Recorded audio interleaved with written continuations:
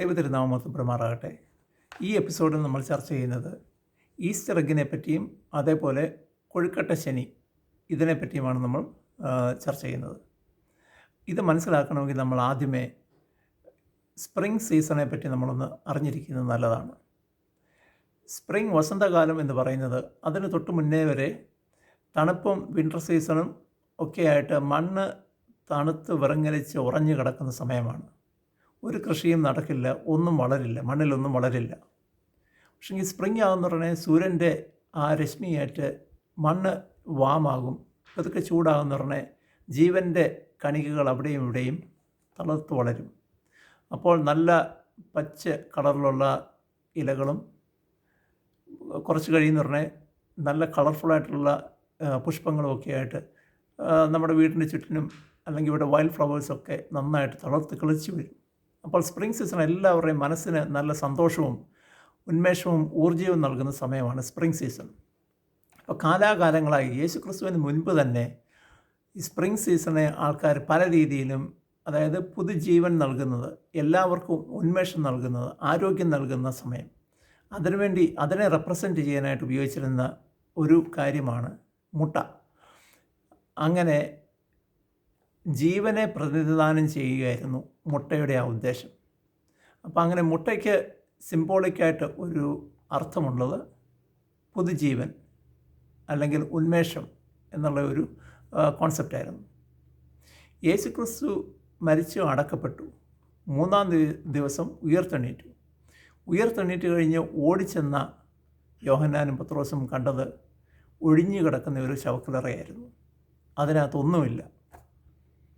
അപ്പോൾ കാലാകാലങ്ങളായിട്ട് അതിനു മുമ്പേ ഉണ്ടായിരുന്ന ആ ചിന്താഗതി, അതായത് മുട്ട പുതുജീവനെ സിംബലൈസ് ചെയ്യുന്നതാണ് എന്ന് കാണിക്കുന്ന ആ ഒരു ചിന്ത, ആ കാലങ്ങളിലെ ജനങ്ങൾ എന്ത് ചെയ്തു?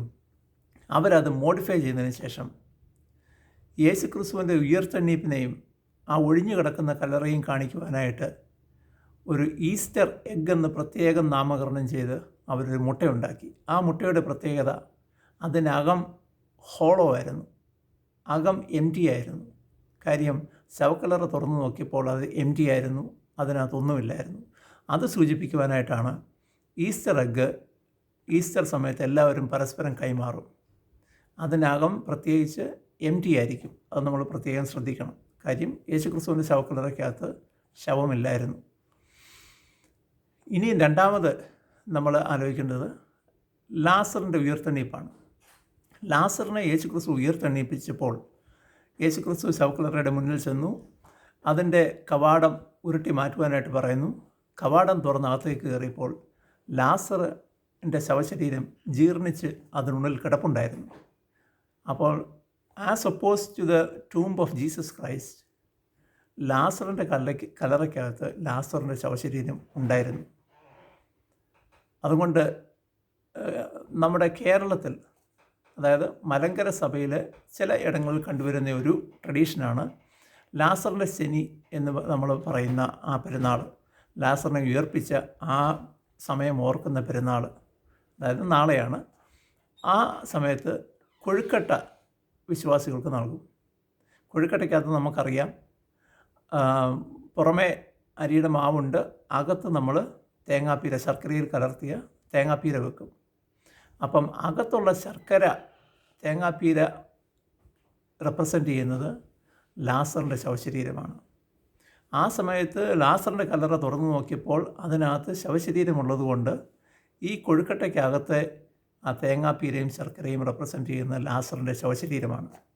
അപ്പോൾ അങ്ങനെയാണ് ഈസ്റ്റർ എഗ്ഗ് ഹോളോയും കൊഴുക്കട്ട ശനിക്ക് ആ സമയത്ത് ആൾക്കാർ പരസ്പരം കൈമാറുന്ന കൊഴുക്കട്ടയ്ക്കുള്ളിൽ തേങ്ങാപ്പീരയും കണ്ടുവരുന്നത്.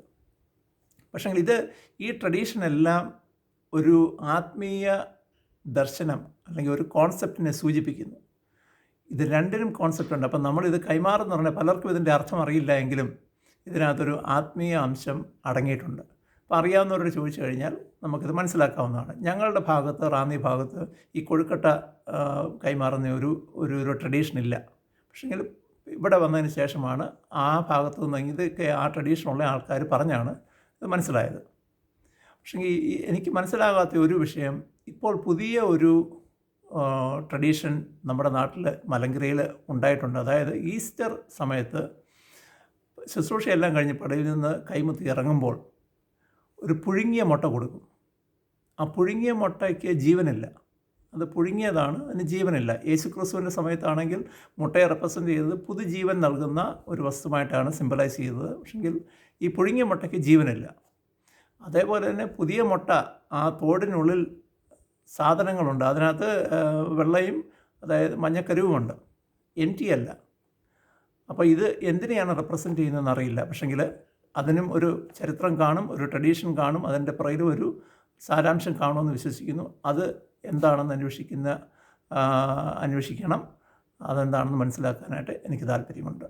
അപ്പോൾ ഇതാണ് ലാസറിൻ്റെ സമയത്ത് ശനിയാഴ്ച നമ്മൾ ആഘോഷിക്കുമ്പോൾ കൈമാറുന്ന കൊഴുക്കട്ടയും അതുപോലെ ഈസ്റ്ററിന് നമ്മൾ കൈമാറുന്ന എംറ്റി ആയിട്ടുള്ള, ഹോളോ ആയിട്ടുള്ള ഈസ്റ്റർ എഗ്ഗും തമ്മിലുള്ള വ്യത്യാസവും അതിൻ്റെ അർത്ഥവും.